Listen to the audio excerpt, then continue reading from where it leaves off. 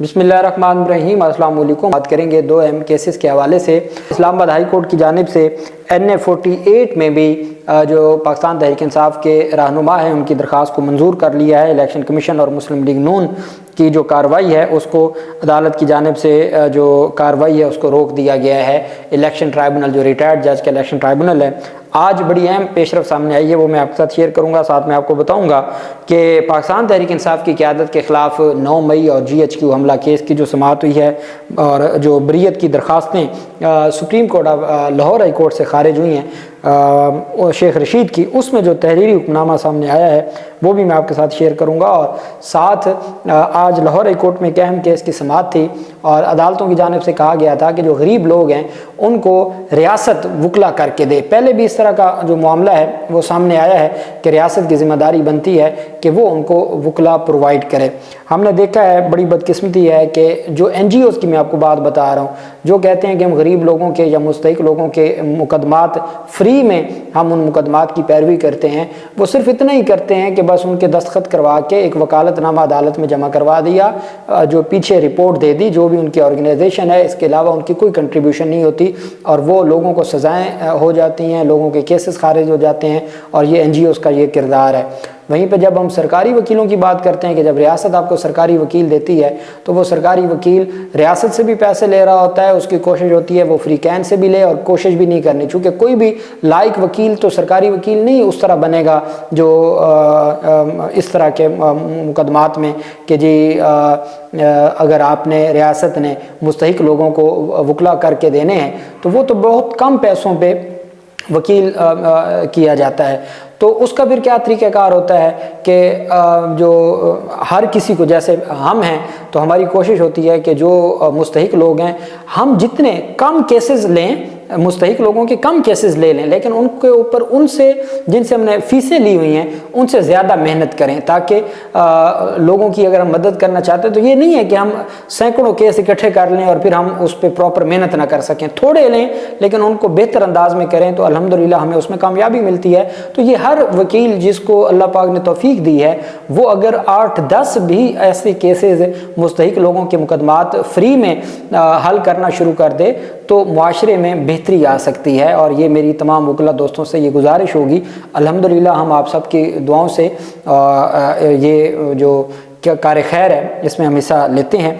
अच्छा, Lahore high court ने पंजाब हुकूमत को मुस्तहिक लोगों को सरकारी खर्च पर वकला फराहम करने का आखिरी मौका दिया है। अदालती हुक्म पर अमल दरामद न होने की सूरत में अदालत ने चीफ सेक्रेटरी पंजाब को ज़ाती हैसियत में तलब कर लिया है।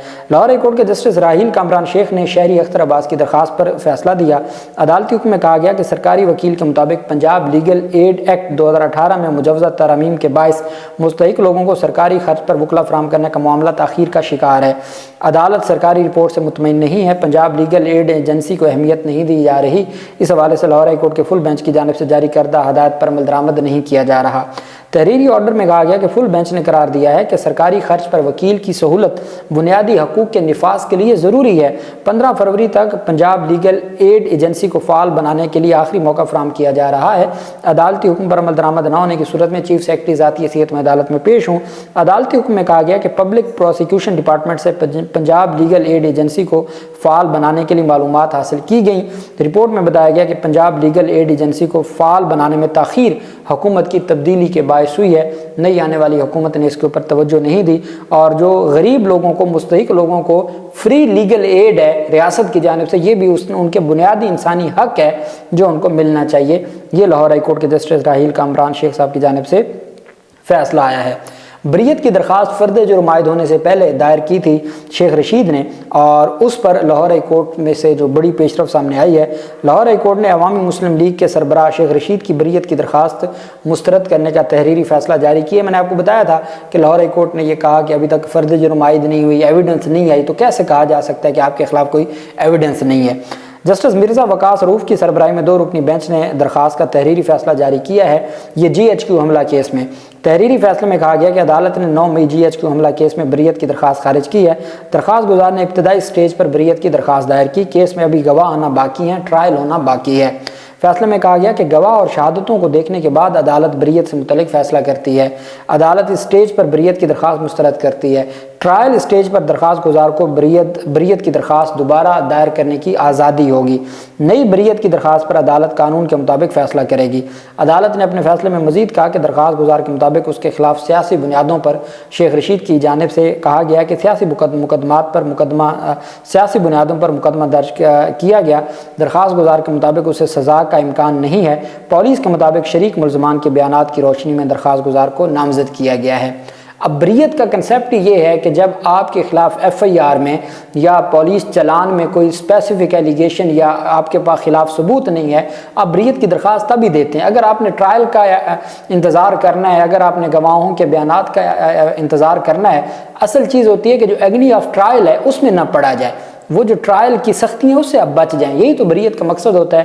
لیکن پتہ نہیں یہ معزز لاہور ہائی کورٹ کے بینچ نے یہ کیوں فرمایا ہے کہ جی پہلے شہادتیں آنے دیں، پھر ٹرائل ہو، پھر پتہ چلے گا کہ بریت بنتی ہے نہیں بنتی، پھر تو میرٹ کے اوپر ہی فیصلہ ہو جانا ہے اگر ان تمام چیزوں کا انتظار کیا جائے۔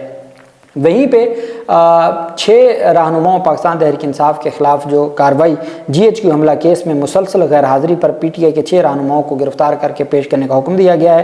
دہشت گردی عدالت نے جی ایچ کیو حملہ کیس میں مسلسل غیر حاضری پر پاکستان تحریک انصاف کے 6 رہنماؤں کو گرفتار کر کے پیش کرنے کا حکم دیا ہے۔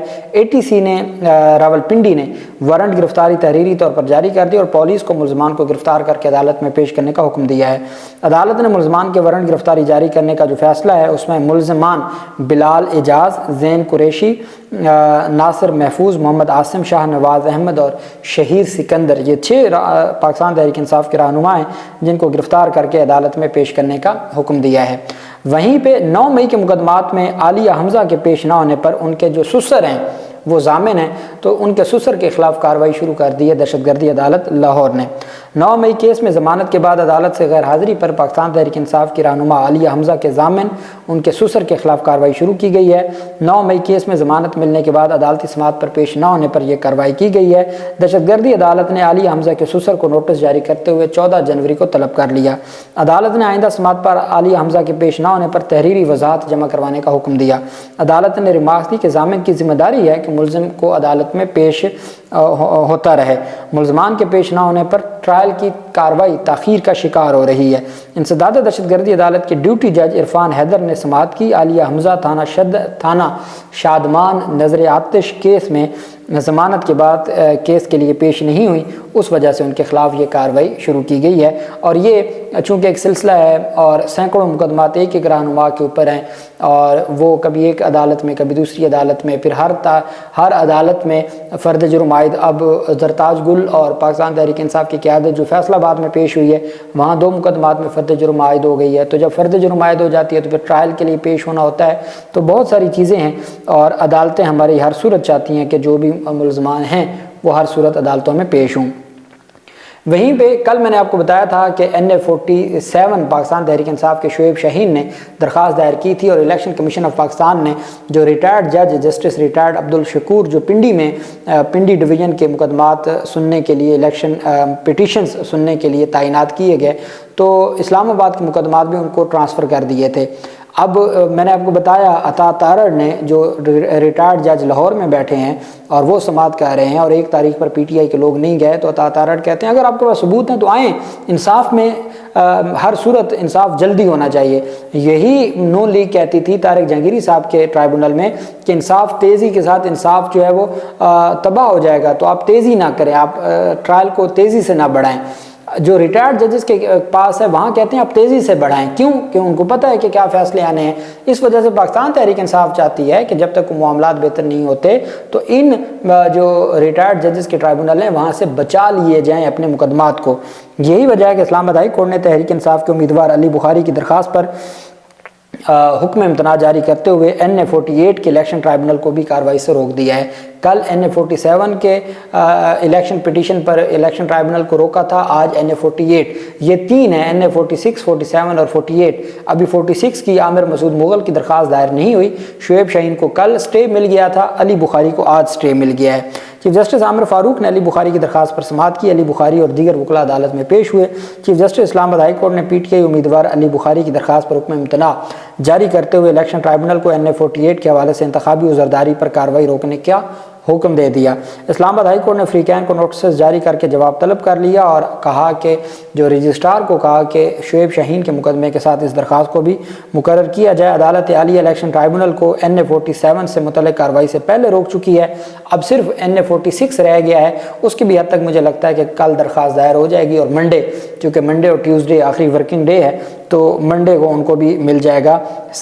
अब्दुल शकूर पराचा ने इस्लामाबाद के तीनों हलकों पर 24 दिसंबर के लिए समाअत के लिए मुकर्रर तलब किया हुआ है, लेकिन पाकिस्तान तहरीक इंसाफ के 2 रहनुमाओं को स्टे मिल गया है। इलेक्शन कमीशन के फैसले मुअत्तल हो गए हैं और ट्राइब्यूनल को कार्रवाई से रोक दिया गया है। अब देखना यह है कि जो बाकी NA-46 है उसमें भी तफसीलात जल्द सामने आ जाएंगी और आमिर मुगल भी उसको चैलेंज करेगा और फिर इस्लामाबाद हाई कोर्ट डिसाइड करेगी। एक दरख्वास्त सुप्रीम कोर्ट में ज़ेर इल्तवा है, एक दरख्वास्त division bench Islamabad high court में, और ये फिर सिंगल बेंच के पास आ जाएंगी 3 दरख्वास्तें और फिर इनको आगे डिसाइड किया जाएगा। अल्लाह पाक पाकिस्तान का हामी नासिर हो।